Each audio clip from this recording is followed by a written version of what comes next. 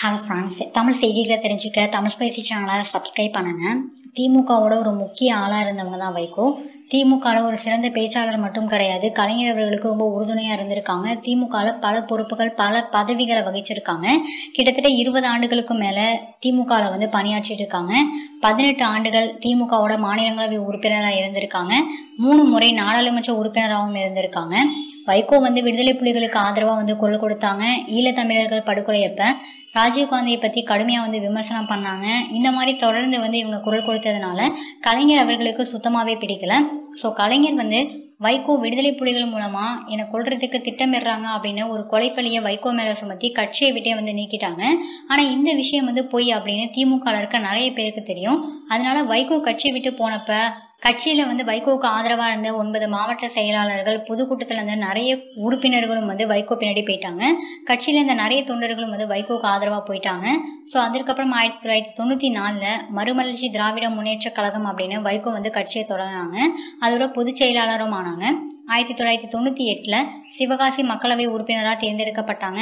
1999 அதே சிவகாசி தொகுதியில போட்டியிட்டு வெற்றி பெற்றிருக்காங்க.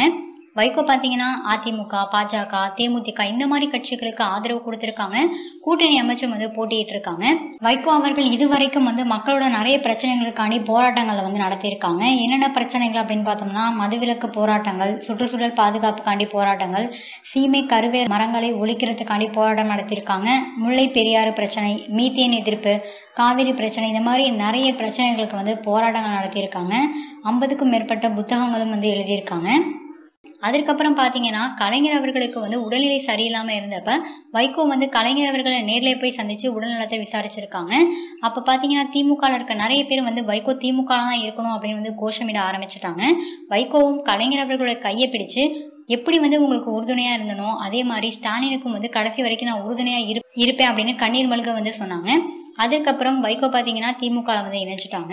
அதே மாதிரி வைகோவும் பார்த்தீங்கன்னா பலமுறை பிரச்சாரத்தப்ப கலைஞருடைய ஜாதி பெயரை குறிப்பிட்டு அசிங்கமாக பேசியிருக்காங்க. அப்பெல்லாம் அதை கலைஞர் பொருட்படுத்தவே இல்லையா. ஏன்னா வைகோ நான் வளர்த்து விட்ட மகன், 18 ஆண்டுகள் திமுகவில் மாநிலங்களவை உறுப்பினராக இருந்திருக்கான் அப்படின்னு பெருந்தன்மையோட சொல்லியிருக்காங்களாம். இந்த விஷயத்த ஸ்டாலினை பல பொதுக்கூட்டங்களையும் தெரிவிச்சிருக்காங்க. ஸோ இப்போ பார்த்தீங்கன்னா வைகோ ஸ்டாலின் கூட கூட்டணி அமைச்சு வரக்கூடிய நாடாளுமன்ற தேர்தலையும் போட்டியிட்டதா இருக்காங்க. வைகோ பல மேடைகளில் ஸ்டாலினை நான் கண்டிப்பாக முதல்வராக்கி காட்டுவேன் அப்படின்னு சொல்லிட்டு இருக்காங்க. இந்த வீடியோ உங்களுக்கு பிடிச்சிருந்தா லைக் பண்ணுங்க, ஷேர் பண்ணுங்க.